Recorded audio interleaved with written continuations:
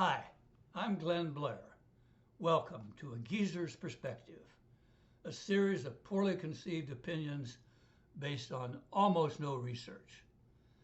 I've reached the time in my life where I really enjoy looking back. I'm also at a point where I feel the need to declutter, get rid of things.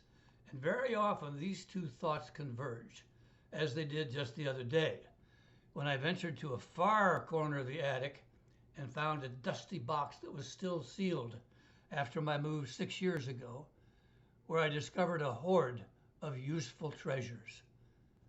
Found this, my dad's baseball glove from the mid-20s, and mine throughout my teens.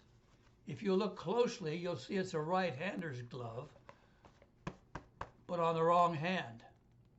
I'm left-handed, and that's how I wore it. It never occurred to me to get a left-handed glove. I did just fine with it on the wrong hand.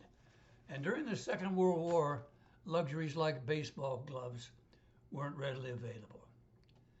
All of this reminded me of how much I have enjoyed being left-handed. It's estimated that about 1 out of 10 of us are left-handed, but that oversimplifies things. I identify as a proud left-hander, but I took a test a number of years ago and found that I was about 60% left-handed. I play golf right-handed and the guitar. That's all that was available when I first learned. Kick a ball, deal cards right-handed, because that's how someone showed me how to do it the first time. Computer mouse, calculators, right-handed, so that my left hand is free to write. But I don't own a single left-hander tool. I take pride in using scissors and opening cans with my left hand. To show the world, I guess, I can do anything a right-hander can do. A bit, I suppose, like the quote about Fred Astaire. Sure, he was great, but don't forget that Ginger Rogers did everything he did backwards and in high heels. The biggest legitimate plus of being left-handed is in sports. My best were basketball and tennis, where left-handedness is a real advantage. People have difficulty with left-handers serve in tennis. Any well-known tennis lefties?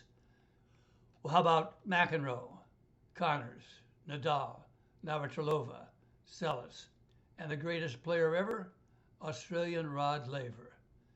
Nadal, it's worth mentioning, is a right-hander who learned to play left-handed specifically because of the distinct advantage it offers in tennis. Of the 8 most recent U.S. presidents, 5 were left-handed: Obama, Clinton, Bush the Elder, Reagan, and Ford. In the 1952 presidential election, all 3 candidates, Bill Clinton, George H.W. Bush, and Ross Perot, were left-handed.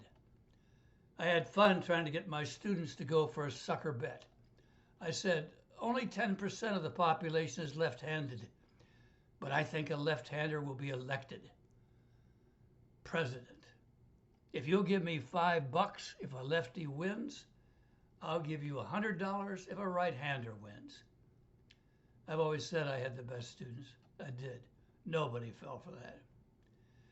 There's a long list of attributes: smarter, more creative, better sex lives. Yeah, somebody did a study.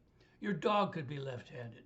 An Australian vet's research found that nearly 50% of all dogs favored their left paw. Well, I'll leave you with this profound quote from the versatile, prolific, and no doubt left-handed author Anonymous, who said, "Everyone is born right-handed. Only the gifted overcome it." Well, if you find this nonsense of even remote interest, I encourage you to become a subscriber to A Geezer's Perspective. I can't promise it will get better, but I'm almost certain it can't get any worse.